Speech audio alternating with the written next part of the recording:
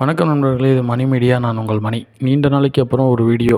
இது என்னன்னு பார்த்தீங்கன்னா, இப்போது இன்வெர்ட்டர் ஏசி கேள்விப்பட்டிருக்கீங்க. அதே மாதிரி இன்வெர்ட்டர் ஃப்ரிட்ஜும் இருக்குது. ஸோ இந்த இன்வெர்ட்டர் ஏசி எப்படி இன்வெர்ட்டரில் ஓடாதுன்னு சொல்கிறாங்க. ஆனால் இன்வெர்ட்டர் ஃப்ரிட்ஜு இன்வெர்ட்டரில் ஓடுமா ஓடாதா அப்படிங்கிறத பற்றி தான் இந்த வீடியோவில் பார்க்க போகிறோம். வாங்க வீடியோக்குள்ளார போகலாம். இந்த ஃப்ரிட்ஜை பொறுத்த வரைக்கும் இது வந்து 2 சிஎஃப்எல் பல்போட கரண்ட்டை தான் எடுத்துக்கும் அப்படிங்கிற மாதிரி இதில் போட்டிருக்காங்க. நான் வந்து இது ஏற்கனவே பார்த்துருக்கேன். ஆனால் எனக்கு தெரிஞ்ச மெக்கானிக் சில பேர்கிட்ட கேட்டதுக்கு அவங்களுக்கே தெரியலை, ஓடாது அப்படிங்கிற மாதிரி தான் சொன்னாங்க.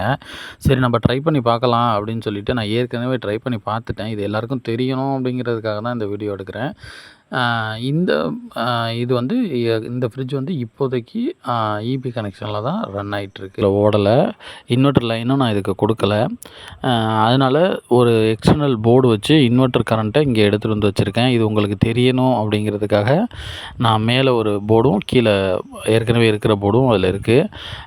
இதில் ஒயிட் கலர் போர்டு வந்து இன்வெர்ட்டருக்கு உள்ளது. கீழே ஏற்கனவே இருக்கிற போர்டு வந்து இபி லைனு. இப்போது நான் என்னோடய வீட்டில் உள்ள மெயின் சுவிட்சை நான் ஆஃப் பண்ணுறேன். ஆஃப் பண்ணிவிட்டு இப்போ பார்த்தீங்கன்னா லைட்டெல்லாம் இன்வெர்ட்டரில் தான் எரியுது. இப்போ ஆன் பண்ணுறேன். இந்த ஃப்ரிட்ஜ் வந்து இன்வெர்ட்டரில் சூப்பராக ரன் ஆகுது. இது வந்து கம்ப்ரஸர் ஆன் ஆகி ரன் ஆகிற வரைக்கும் நான் வெயிட் பண்ணி பார்த்துட்டு தான் இதை சொல்கிறேன். இதில் இந்த இன்வெர்ட்டரில் பார்த்தீங்கன்னா இப்போ இந்த ஃப்ரிட்ஜு மட்டும் ஓடலை.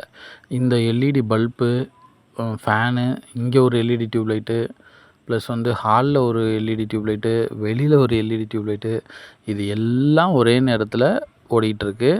ஸோ இது அதிகமான கரண்ட்டை கன்சியூம் பண்ணுச்சு அப்படின்னா கண்டிப்பாக இன்வெர்ட்டர் ஓவர்லோடுன்னு காட்டியிருக்கும்.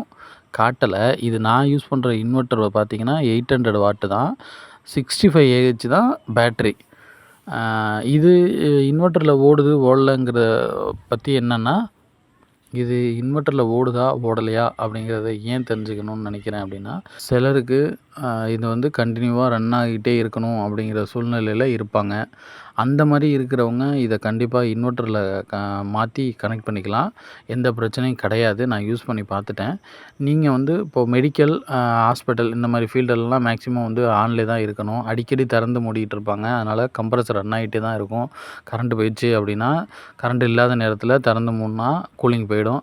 ஸோ வந்து இது கண்டிப்பாக யூஸ்ஃபுல்லாக இருக்கும். இந்த வீடியோ உங்களுக்கு பிடிச்சிருந்தா லைக் பண்ணுங்கள், ஷேர் பண்ணுங்கள். இந்த வீடியோவை பற்றின உங்களுடைய கருத்துக்களை கமெண்டில் தெரிவிச்சிருங்க. இதுபோல் மேலும் இந்த ஃப்ரிட்ஜை பற்றின தகவல்கள் தெரிஞ்சுக்கணும் அப்படின்னா கமெண்டில் சொல்லுங்கள். நான் இதுக்கப்புறமும் வீடியோ போடுறேன்.